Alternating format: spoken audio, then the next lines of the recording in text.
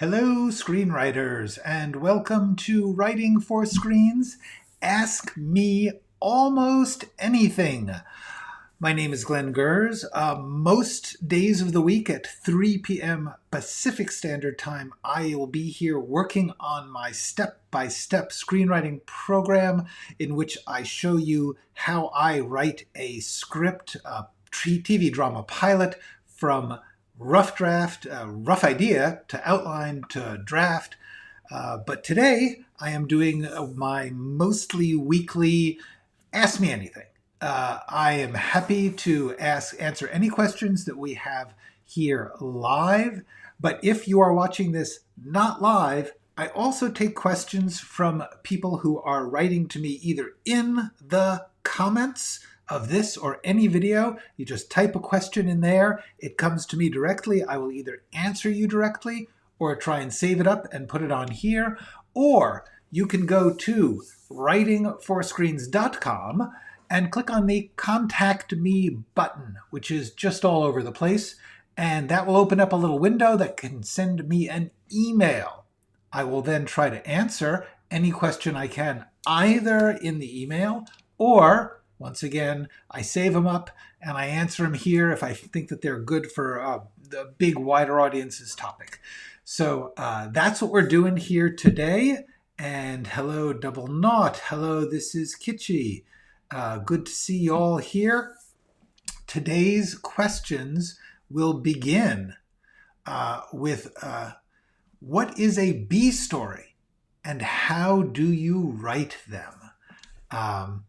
And this is, I've actually gotten variations on this question a bunch of times, and that's why I wanted to sort of spend a little time going through this. The basic concept of a B story is it's a story that's prioritized second to the main story, the A story. It really couldn't be more obvious than that. You've got your main story, your main characters following their main arc with their problems and their goals and their obstacles. And then often you will have an other story. Almost always it is people that are involved in the A story, but also have their own stories going on. They could be a friend of the main characters or an opponent of the main character or the neighbor of the main character. It doesn't matter. What matters is that there's some relationship to the main story. Now and then you will do some kind of ensemble story where there's different stories relating to a concept or a theme or a place in which you have very, very different stories that in some way intersect. That's also a B story. In fact, in theory, sometimes they have these ensemble stories where you essentially have 4 or 5 A stories, and they all sort of mix together. Love Actually is a super duper version of that, but there's lots of others. Ensemble stories where you take a theme or a topic of some kind or a time or a place, and then you tell a bunch of stories through it. And also, obviously, TV stories often have ensemble stories where there's a lot going on. A soap opera, for instance, will have many, many storylines going on, but usually one is prioritized as the main story. That's the A story. So the real thing about a B story is still a story. It's just not the one you're spending the most time on. It's just not the one that you're going to begin and end your structure with. A B story is just a story that you are not placing a priority on. It still has to have everything in it that an A story would have. You just give it a little less time. You just prioritize it less to the central story. And so that's really it. The thing to remember is every character is the hero or star of their own story. They think of themselves as the middle of the action. They don't consider themselves supporting players to someone else's story. I've talked about this a lot. I think the secret to good writing is every single person in every scene thinks the scene is about them. They are acting out of their interest and their goals. And a good scene has everybody acting out their own story and the way those stories collide or interfere with each other or reflect on each other, that's what makes good writing. So therefore, once again, a B story, still a story. It's just a story that you're not giving that much time to. And therefore, what you can say is the B story usually is a story of its own, but it relates to the A story. It might be in contrast to it, like you're telling one story about people who are falling in love and then another story about people who are breaking up. Or it's a variation. This is a different kind of love story that gives some support to the main story. Sometimes the B story is an obstacle to the A story. The story is an additional thing that must be conquered or dealt with or solved in order for the A story to move along. And sometimes the B story is something that will help the A story. It's something where the main character can go to this other story for support or advice or something like that. The main thing is that you've got this main story, and then surrounding it are all these other characters who have their own lives. And the value of those B stories is what they give to or take from the A story. I like to try and remember to imagine that each B story, each C story, every story, it's a real story. I cannot emphasize this enough. Every character is the hero of their own story, and a B story is still a story, and a story needs somebody who wants something or is trying to get something and has obstacles or difficulties in the way. Hello, Ellen. How are you? So that is the main. A B story is really pretty simple. It's a story that you've got that's a little subordinate to your main story, and you simply have to weave it in like it should in some way interfere or enlighten your main story, and you put it in where it seems to help or where it seems to harm, wherever it's doing its job of giving us the alternative view or the complication that it serves. There's no more set rule than that. You don't have a percentage. It's like a B story is 2/3 of an A story. And you can have B, C, D, E, F, as many as you can handle, you can have. There is no difference between a B story and A story, except you're not paying so much attention to it. Otherwise, it needs to have somebody who's trying to do something or has some feeling or something that they need, and there's something that they need to do, and then they do it. That's it. A B story is actually remarkably easy. Related to that, someone asked, have you ever felt like you were trying to glue two separate stories together, and what did you do about that? I can't pronounce their name. It's sort of it's like SJ33. It sort of looks like snazzy, but they know who they are. Anyway, this is just a similar issue. How do these two stories relate? Yes, I've often had a sense where I've got this story that I really want to tell and this other story that I really want to tell. Which one's more important? Which one is the one that is being decisive in the shape of the story? Which one am I going to end with? That's really how you decide what your A story is. What do you begin and end with? That's sort of the deciding factor. If you've got two stories that you want to tell, the first question you ask is sort of, which one do I make more important? Which one do I make the main one? If they're exactly equal, then the question is, what is the relationship of them? And you sort of get back to the uses of the B story. Are they in contrast with each other? Are they in conflict with each other? Is one a variation or an alternative to the other? You can have two, your story can be made of two stories if you understand what they are giving to each other and which one you would prioritize. If you don't prioritize either one, then really you've got a single story with two elements that you have to figure out the resolution of. How do they resolve together or in illumination of each other?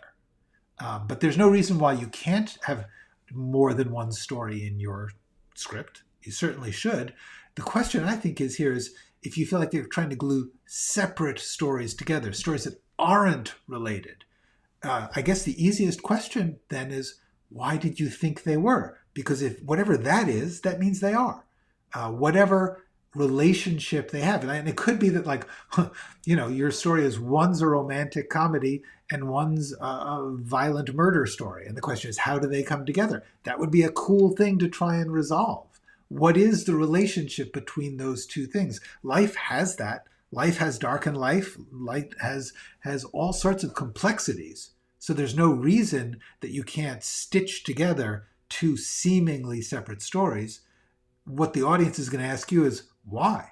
Why are you showing me these two things as if they are related in some way? Because you're choosing to put these things together.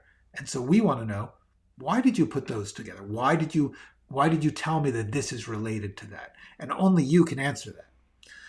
Please, those of you who are here, feel free to ask me anything. I'm going to just run through a bunch of the questions that we've got stacked up from other episodes. And the first one here is, should I name famous actors as reference points when describing characters? And this is an interesting thing because it used to be recommended highly by producers. And it was a stupid idea. but producers used to say, oh, you know, that's how we get them to be thinking, you know, oh, I've got, you know, Paul Newman in my mind when I see this character. We'll get it to Paul Newman and he'll do it. And that was a Hollywood kind of business angle thing that you did. I think it's a terrible idea. I think that it cheapens your script because the truth is, if you are writing for an actor, you're not writing a character. You are characterizing an actor, and that can happen. You know, you get certain people whose careers are such that they have defining qualities, and you're like, oh, that's a Eddie Murphy type. That's a Clark Gable type. And therefore, you know, you could say, oh, they're going to have a certain attitude or a certain problem. There's a Jesse Eisenberg type character. The problem with that is, you know, that used to be an easy thing when people wanted to live in their types. Most actors don't want to do that. The last thing they want to do is be pigeonholed into, oh, I'm doing this again. Sure, I'll take my paycheck and do this thing again that I've done before. Most good actors will not want to do that. Second of all, most good actors want the character to come to life. They desperately need that character to be a rich and complex and challenging person who has a strong goal and strong actions. And if you say to them, oh, it's just your usual thing, they're thinking, what the hell am I going to do when I'm on the set and the camera is rolling? Just do my thing again? They don't like that. They want to have something to do, something they need, something that they are trying to get. And the more that you activate that in your script, the more a good actor will want it. The other reason that you don't want to do this is because suppose you write a script and you say, this is an Idris Elba, you know, walking down the street with his style and his menace and his charm. And then you say, so they give it to him and he's like, no, I don't want to do this. If you send that script to anyone else, they're like, well, clearly they don't want me. It says somebody else. So you'd have to keep changing the name to be the person that you're submitting it to, which would just be creepy, especially because sometimes copies of scripts get around and it would be evident that you had done that. So it's just a bad idea. Don't do that. Don't do it. Take your time to describe your characters as people who ideally you don't describe them physically much at all. You describe what they want, what they like, how they operate, something about them that will make the actor say, I have something to do. Actors always want something to do, not something to be, because when the camera is rolling, you can't just be. You got to do something. They don't say be, they say action. And so therefore, an actor is under a lot of pressure to act, to do. And therefore, your job as a writer is to give them something to do every second. Every scene, your every character should have something they are trying to do. Can be small. It can be, I am trying to get this person to say they'll go out with me on a date. I'm trying to get this person to give me the plans for the apple orchard. Whatever it is, it's something that they have to do. So that is my feeling on name actors. Next, we got, is it important to copyright my work? Several people have asked this. A lot of people are worried about having their work stolen. I would say, yes, it is a good idea to copyright your work when you have finished it, before you send it out. Honestly, most of the time, no one is going to steal your work. There's a fair amount of, it's just easier to buy it. Why would they steal it? There's a fair amount of accidental stealing in that somebody reads 20 scripts in a day and something in one that they didn't like the script, but there was a quality of it or a plot device or something, and it sticks in their mind. And a while later, they're like, this is in my mind. And they just start to work from there. And they kind of forget that they did that. Honestly, I do not think you need to worry about people stealing your script, but it's easy enough to copyright it. You go to copyright.gov. The problem is it's expensive, especially if you write a lot of scripts. It costs $50 or $60, I think, to copyright lately. Used to be a lot cheaper. You can register it with the Writers Guild. Let me just type these. Copyright.gov and wga.org. Okay, so let's talk about these two. Let's talk about them by making them real big.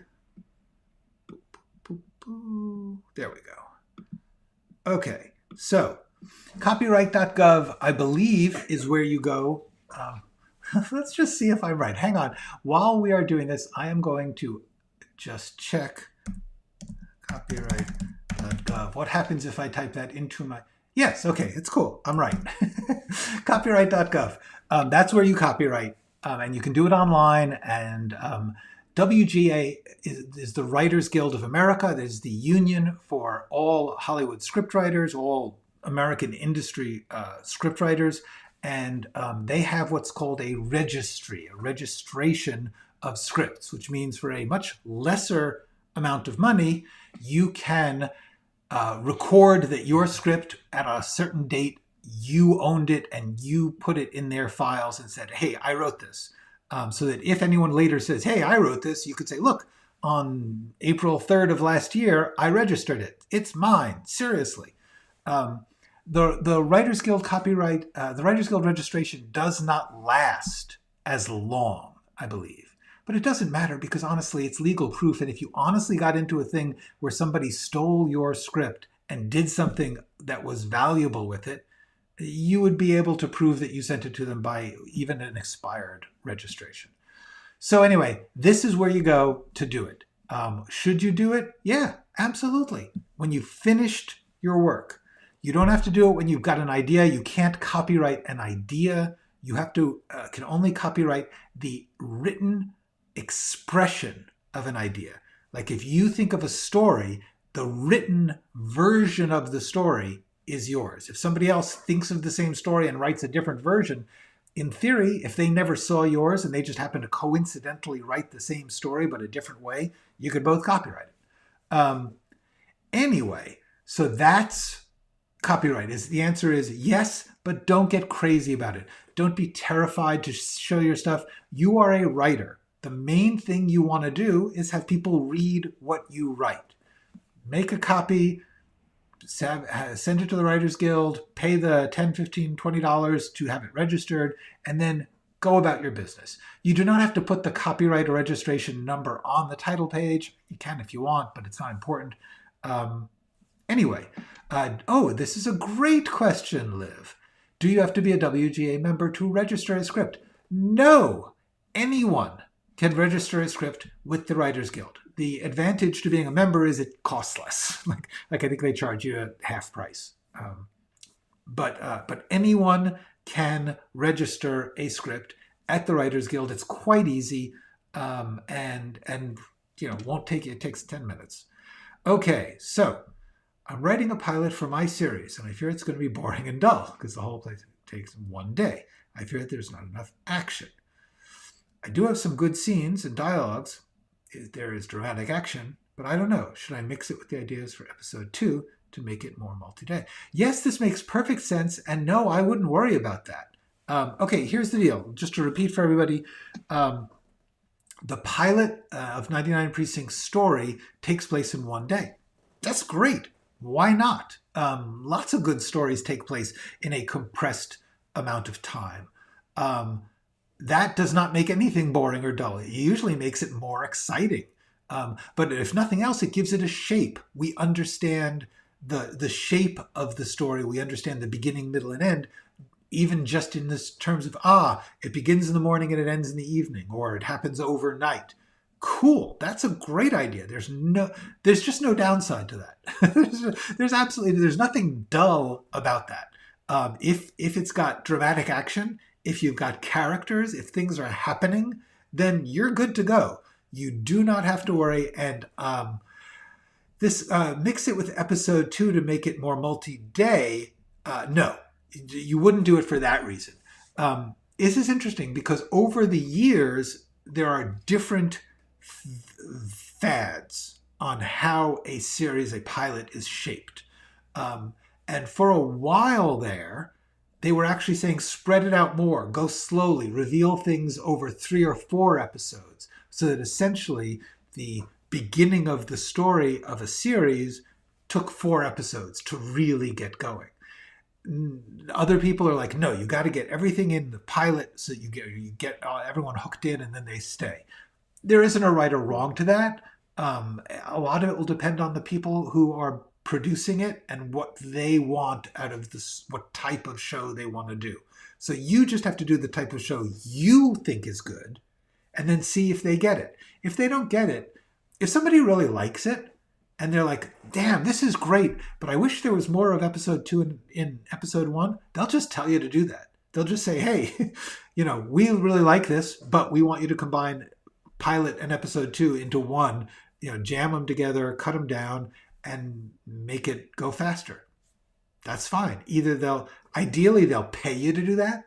But if not, if they seem really, reputable and they're like, would you try this for us? We can't ask you to do it, but if you feel like it's a good idea and you want to do it for yourself, if you think it is a good idea, do it. But don't do it in advance. Don't try and guess what someone is going to think.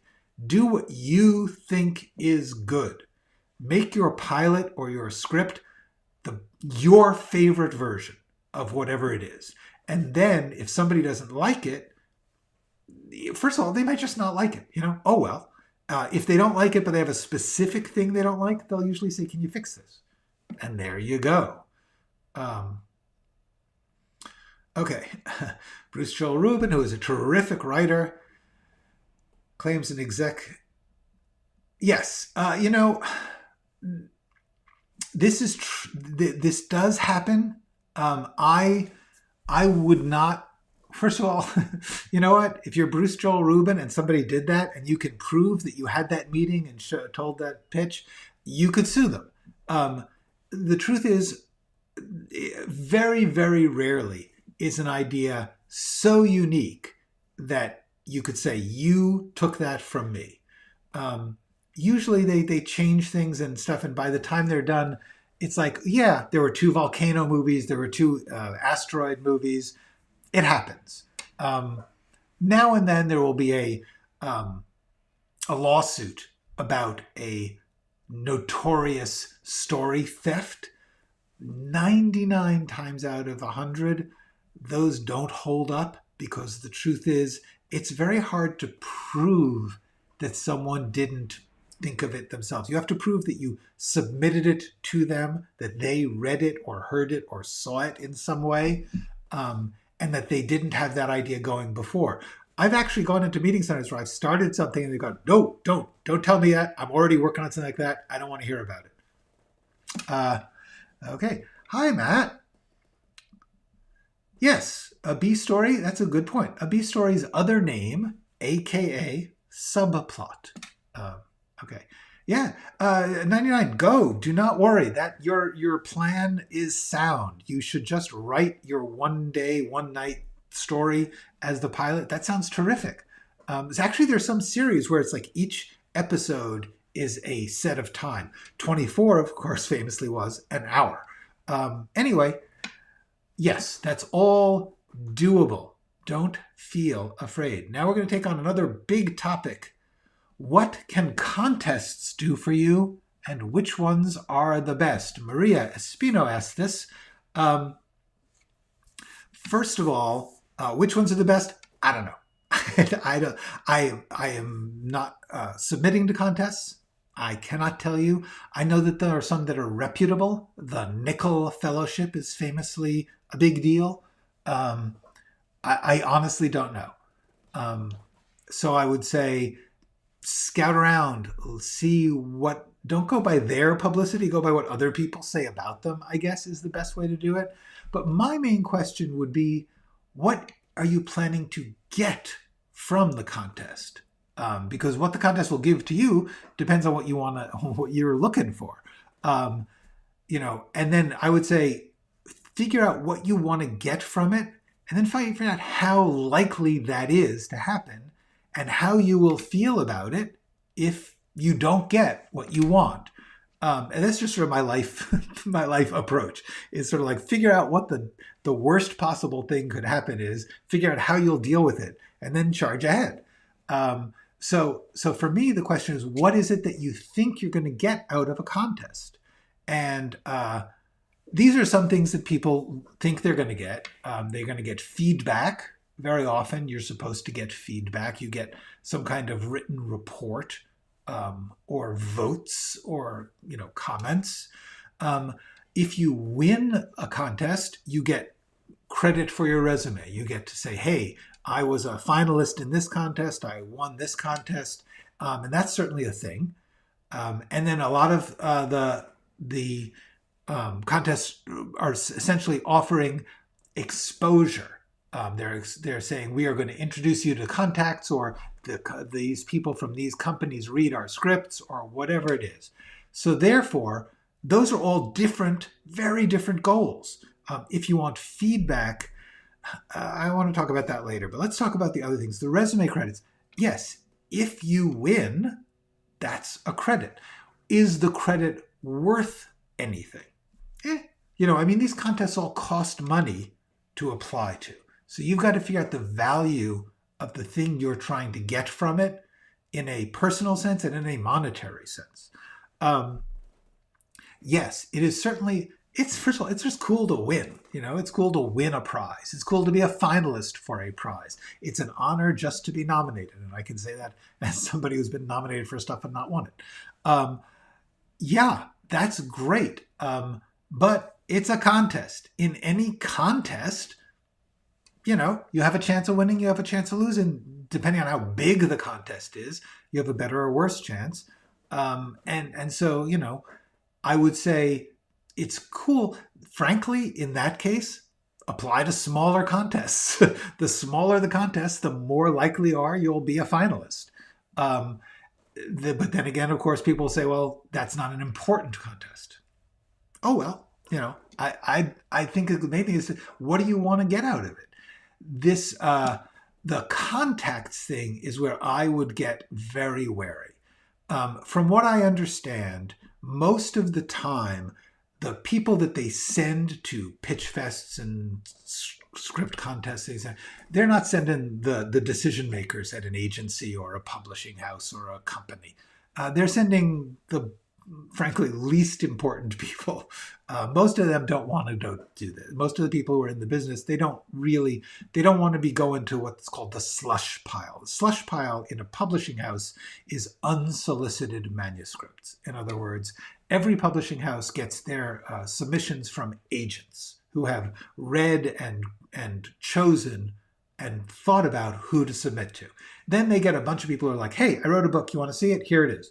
That's called the slush pile. And the interns are the ones who have to read that. And if it gets through the interns, then it gets to the assistant, and then it gets to the second assistant. Slush piles they're getting bigger all the time and are harder to win. But it's not impossible. I would just say that the odds of a contest, except some notoriously big one like the nickel, it's not going to get you that much. And honestly, I'm not even sure how much being the winner of the nickel is going to get you. I don't know. I really don't know. You'd have to look up the statistics on how many people who won the nickel then got representation or a job. I really don't know. What I do know is this feedback question. There is a big difference between feedback and audience response, and it's an important one. I cannot emphasize enough how much you have to separate in your mind feedback from audience response. Feedback is from either professionals in the field you want to be in, or other people who want to do what you're doing, who are trading their opinions. And some of the professionals who are giving you feedback, honestly, are not qualified. Most of these contests hire people not that far removed from you sometimes to professionally judge. People who have gone to film school but never made a film, people who have never worked in the business, are often the readers, and they are simply not necessarily great judges. And honestly, even professionals are often not great judges. You can show your script to an Academy Award-winning writer, and very often they have a style or an agenda that's on their mind. And so your script, if it doesn't fit that, they don't like it. They are not an audience. They are someone who is working according to a plan. And how well you get judged will depend on how well you fit with their style. Also, like, honestly, a lot of professionals, they're simply looking at something where it's, can this help me? So it's not, is this good? It's not, is that cool? It's not, I've never thought of that before. It's, could I make money off of that? Could that make me famous? And therefore that feedback, that's not valuable for you creatively. It's useful for you professionally if it works out, but it's crazy to steer your career on the feedback of professionals who are telling you what they need you to do, not what you need. You need to sort it out. You need to say, does this sound like something where they're judging what I was intending to do? Or are they saying, you didn't do what we wanted you to do? Those are very different things. They're both legit, but you need to tell the difference, because if you start just taking all the feedback, your head will explode and your career will crash and burn, because every single piece of feedback is going to be different. It's going to depend on the agenda of the person reading at the moment they're reading. So honestly, unless you get the exact same comment from a lot of people, you get 20 people saying, oh, I thought he was in love with her. And it's not something you meant. It's like, oh, okay, clearly I have made a mistake there. If a lot of different people are making the same mistake in your script, if a lot of different people are finding the same thing disappointing or confusing or whatever, that's something to take seriously. You still might end up doing it, but at least take it seriously, because that's clearly in the script, because different people are seeing it. But if you get a piece of feedback from a professional that you've never heard of, that's worth about as much as anybody's feedback. It's possible it's good. Does it feel like it's helpful? Does it make you want to do something new and better? Or does it make you feel crappy? That's an important way to judge feedback. And these contests very often offer feedback, which is just, I don't think you should be charging for that, you know? Anyway, all right. So that's my basic feeling is about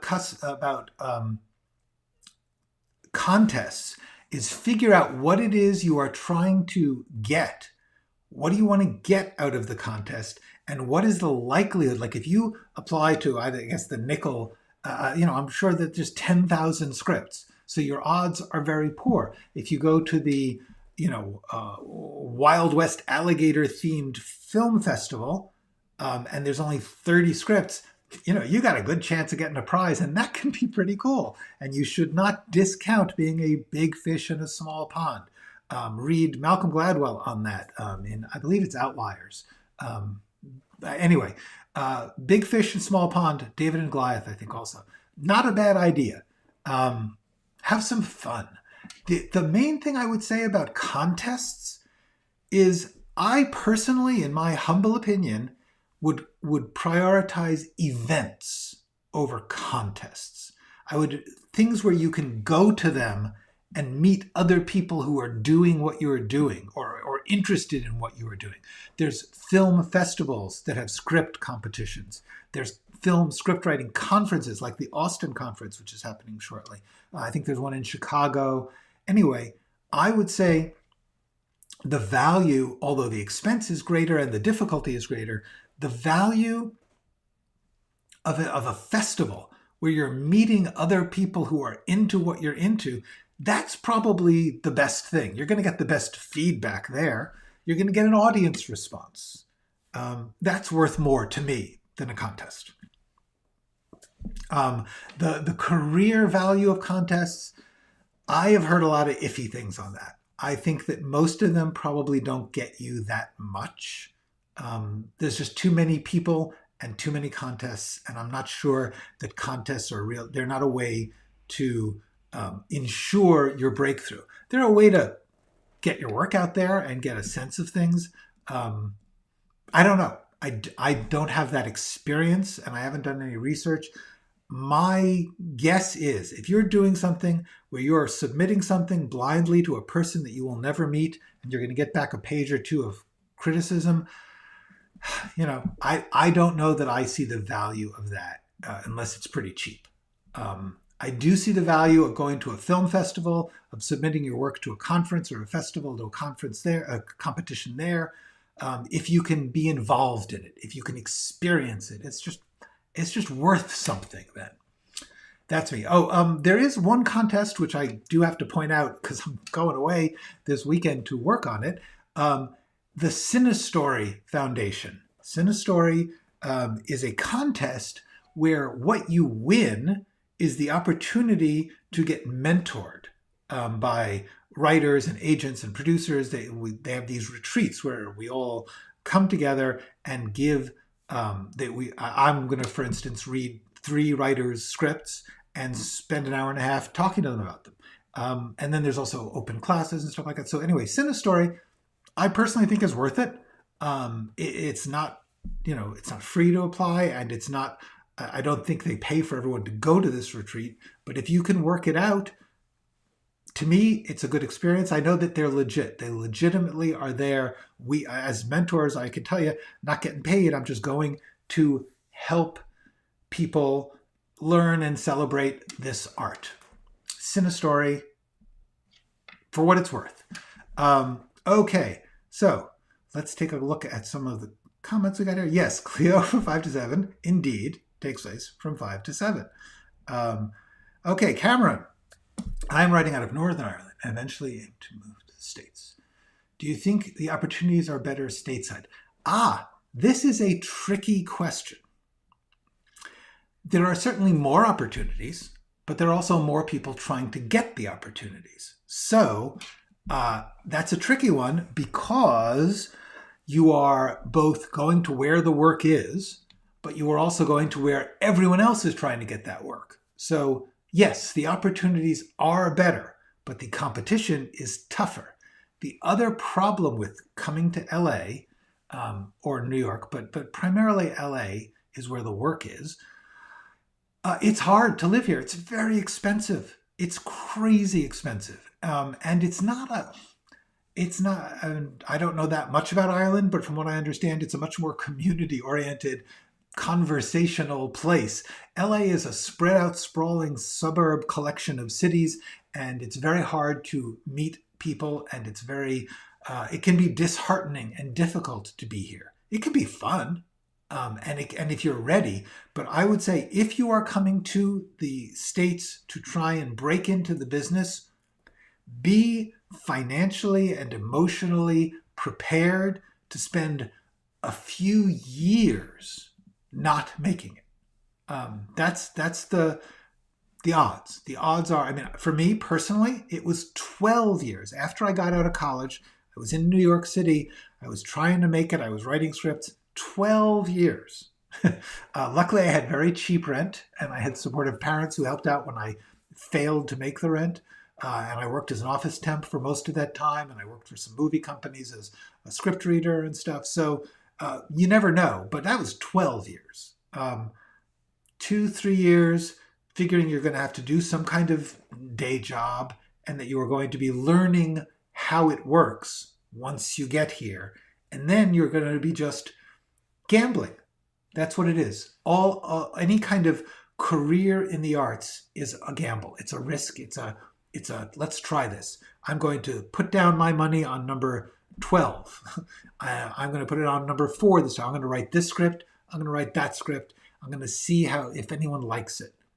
You take your chances. You have hopefully you're enjoying that. You want to live a life that can support you. You don't want to be necessarily sleeping on other people's couches for 2 or 3 years. You need to be able to make a living in a very competitive place.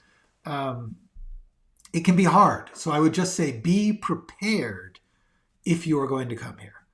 I personally would advise building a career somewhere else, getting yourself some real credits, some real experience, some real strength and skills, work in a local theater, make independent, low-budget movies in your community. Do anything you can to do the work without worrying about whether or not 87,000 other people are going to be standing between you and that open door. That's my advice. Come here when you are well prepared to take your time.